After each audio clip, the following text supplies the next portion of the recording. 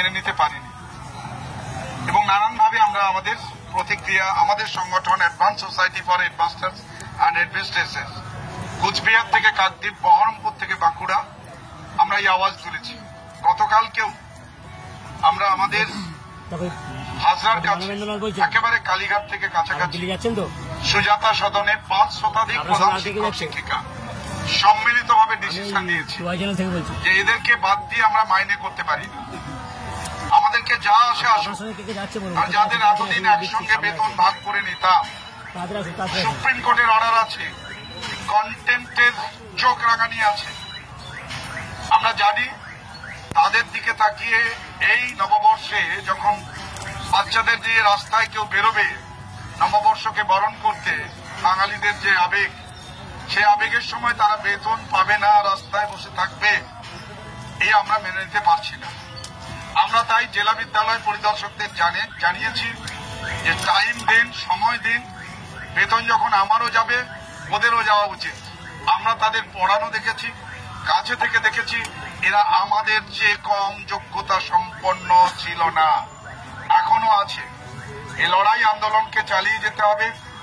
আমরা তাদের অ্যাটেন্ডেন্সের ক্ষেত্রে বলে দিয়েছি পরিষ্কার, আমাদের প্রধান শিক্ষক শিক্ষিকা যারা আমাদের সদস্য প্রায় 5,000-এর মতো, তাদের প্রত্যেকের কাছে আমরা এই বার্তা পৌঁছে দিয়েছি লিখিতভাবে বিজ্ঞপ্তি জারি করে যে কারোরই অ্যাটেন্ডেন্সের ক্ষেত্রে আমরা কখনো বাধা দেব না, এটা তাদের উপর ছেড়ে দিলাম।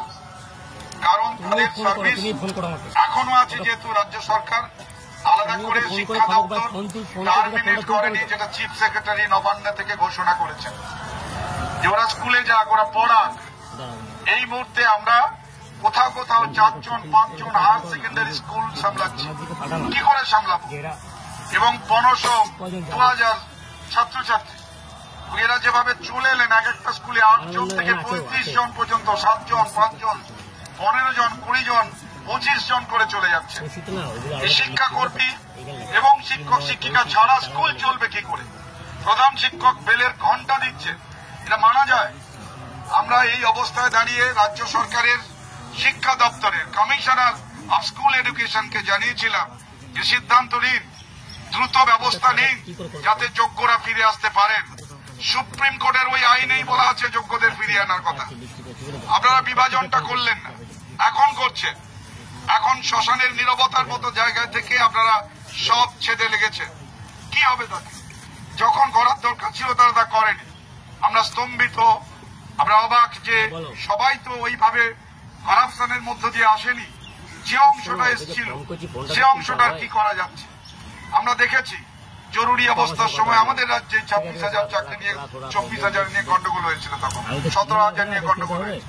বিভিন্ন সময় নানানভাবে বিভিন্ন রাজ্যে সমস্যা ঘটেছে, কিন্তু সমাধানের পথ তারা খুঁজেছে। আমাদের রাজ্য সরকারকে সেইভাবে খুঁজতে হবে যাতে যোগ্যরা আবার স্কুলে ফিরে যেতে পারেন। এবং কে যোগ্য কে অযোগ্য, যারা মধ্যশিক্ষা পর্ষদ যে 1700 অ্যাপয়েন্টমেন্ট লেটার দিয়েছে, যাদের এসএসসি রেকমেন্ডেশন লেটার নেই, একটাকে তো আলাদা করা যেতে পারে, তাও তো করেনি। ফলে তো যোগ্যদের একটা চ্যালেঞ্জের মুখে ফেলে দিয়েছে। এবং সামাজিক অবস্থান তাদের কি হবে?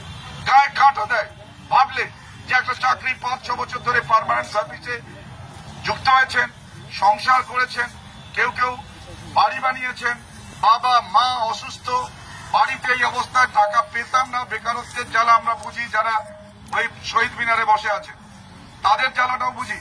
তারা তো ওই 8,000-6,000-এর জায়গায় আসার জায়গা ছিল, তাদেরকে জায়গা দিলে তো সেই জায়গাটা হয়েই যেত, তাহলে তাদেরও সমস্যাটা সমাধান করত।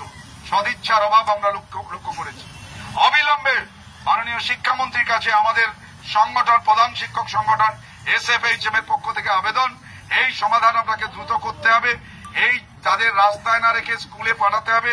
দীর্ঘদিন শিক্ষক শিক্ষিকা শিক্ষাকর্মী নিয়োগ নেই, ট্রান্সপারেন্টলি এন্ড ইমিডিয়েটলি তারা যাতে অ্যাপয়েন্টেড হতে পারেন সেই ব্যবস্থা করতে হবে। যেহেতু রিভিউ পিটিশনের সুযোগ আছে, আরো কত কিছু সুযোগ আছে, আইনজ্ঞদের পরামর্শ নিয়ে দ্রুত ব্যবস্থা নিন। শুধু স্কুলকে গরমের ছুটির নামে অনির্দিষ্টকাল ছুটি রেখে এই সমস্যার সমাধান করা যাবে না। আমরা ডিএ পাইনি, অনেক বঞ্চনা আছে, কিন্তু টিচারদের যোগ্যদের আবার রাস্তায় না থেকে তাদেরকে স্কুলে ফেরান, এই দাবিতে আমাদের আন্দোলন কিন্তু চলবে।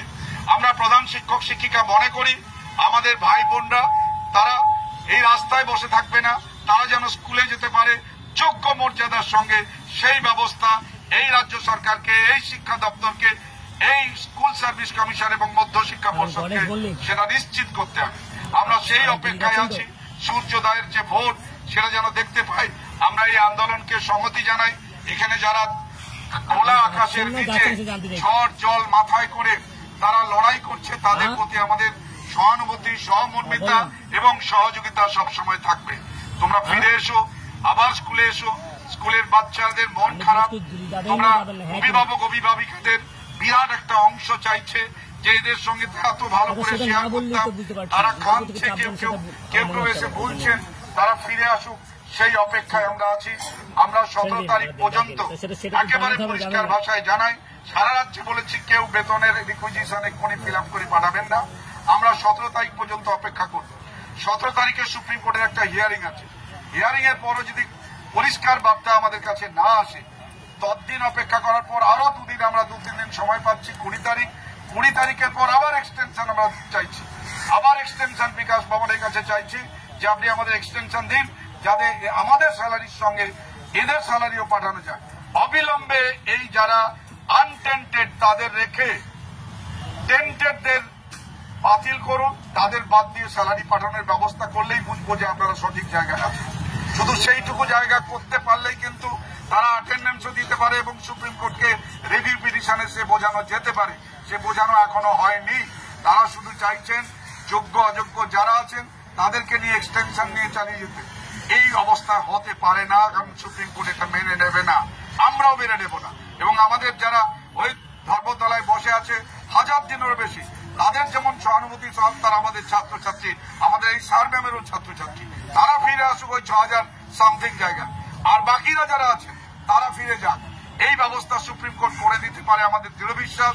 সে আবেদন নিয়ে আপনারা লড়াই করছেন, সংহতি সম্পূর্ণ জানালাম। আর অ্যাটেন্ডেন্সের ব্যাপারে আমরা আবারও বলছি, এটা আপনাদের উপর ছেড়ে দিচ্ছি। আপনারা স্কুলে যান, সেখানে গিয়ে সই করুন। যতক্ষণ না সরকার, তারা পার্টি ছিল, শিক্ষা দপ্তর পার্টি ছিল, আমাদের কাছে আলাদা কোনো নির্দেশ না আসা পর্যন্ত আমরা আপনাদের সঙ্গে সম্পূর্ণভাবে আছি, থাকবো। আবারও জানাচ্ছি আমাদের সলিডারিটি। ভালো থেকো, তোমরা সুস্থ থেকো, এই লড়াই চালিয়ে যাও। এই লড়াই লড়তে হবে এবং এই লড়াই জিততে হবে। ধন্যবাদ। বান্ধবীর নাম কি?